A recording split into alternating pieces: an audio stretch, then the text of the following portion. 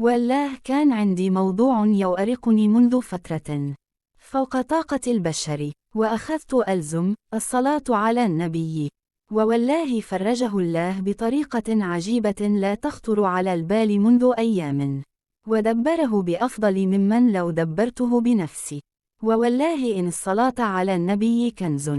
فقد لازمتها منذ أكثر من 20 سنة، وما وجدت فيها إلا كل خير وبركة، وهنيئا لمن عرف قدرها ولازمها، ليكفي همه ويغفر ذنبه، كما أخبر النبي صلى الله عليه وسلم.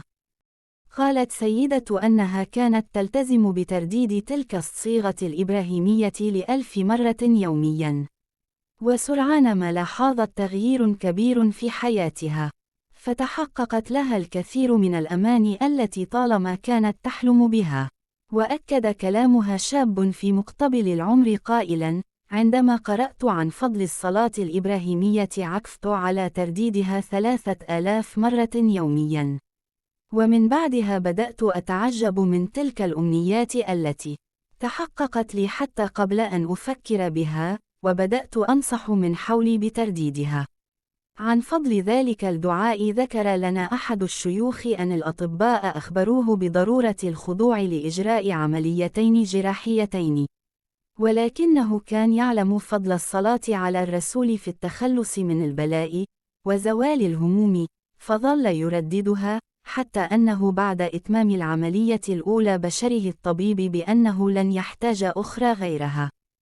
وكذلك لفتت سيدة انتباه الجميع عندما عرضت قصتها قائلة: منذ بداية زواجي وأنا أعاني من مشكلات عدة،